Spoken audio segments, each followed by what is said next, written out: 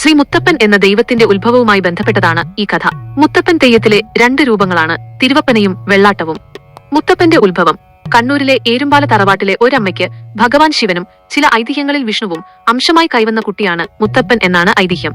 മുത്തപ്പൻ കുട്ടിക്കാലം മുതൽ നായാട്ടിനോടും മത്സ്യമാംസങ്ങളോടും താല്പര്യമുള്ളവനായിരുന്നു. ഇത് തറവാട്ടുകാർക്ക് ഇഷ്ടമായിരുന്നില്ല. തിരുവപ്പന, വലിയ മുത്തപ്പൻ.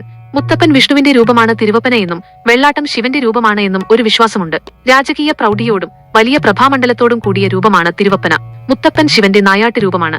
ശിവൻ കണ്ണുകെട്ടി യാത്ര ചെയ്തപ്പോൾ ബുദ്ധിമുട്ടുകൾ ഉണ്ടായപ്പോൾ വിഷ്ണു ചെറിയ രൂപത്തിൽ വെള്ളാട്ടമായി സഹായത്തിനെത്തിയെന്നും കഥയുണ്ട്. ഈ ദൈവിക കഥാപാത്രങ്ങളെ തെയ്യം എന്ന അനുഷ്ഠാന കലാരൂപത്തിലൂടെ കെട്ടിയാടിച്ച് ജനങ്ങൾക്ക് മുമ്പിൽ അവതരിപ്പിക്കുന്നു. ഈ തെയ്യമാണ് തിരുവപ്പന. നേർച്ച തിരുവപ്പന എന്ന പ്രത്യേക വഴിപാട് ഈ ചരിത്രപരമായ തെയ്യം രൂപത്തെ ഒരു നേർച്ച എന്ന നിലയിൽ ഭക്തൻ തന്റെ ആഗ്രഹ പൂർത്തീകരണത്തിനായി സമർപ്പിക്കുന്നതിനെ സൂചിപ്പിക്കുന്നു.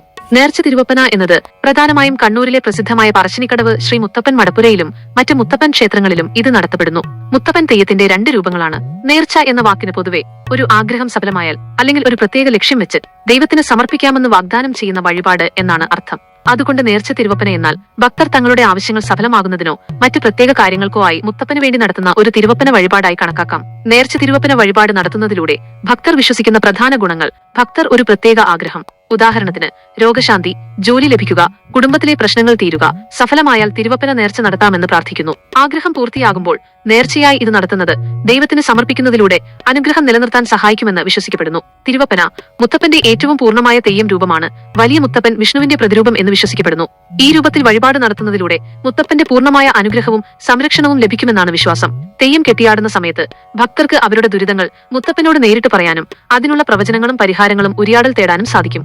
നേർച്ച തിരുവപ്പന നടത്തുന്നത് പൊതുവെ ക്ഷേത്രത്തിലെ സാധാരണ തിരുവപ്പനയുടെ സമയത്താണ്. പറശ്ശിനിക്കടവ് പോലുള്ള പ്രധാന ക്ഷേത്രങ്ങളിൽ തിരുവപ്പനയും വെള്ളാട്ടവും എല്ലാ ദിവസവും അതിരാവിലെ ഏകദേശം പുലർച്ചെ 5 മണി കഴിഞ്ഞ് 30 AM മുതൽ രാവിലെ 8 മണി AM വരെ നടത്താറുണ്ട്.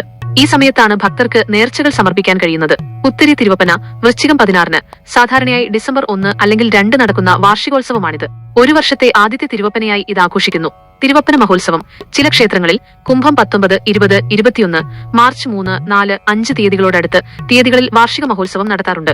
ചെയ്യരുതാത്ത സമയം തുലാം 1 മുതൽ വൃശ്ചികം 15 വരെ. ഏകദേശം ഒക്ടോബർ പകുതി മുതൽ നവംബർ വരെ തിരുവപ്പന ചടങ്ങ് മിക്ക ക്ഷേത്രങ്ങളിലും നടത്താറില്ല.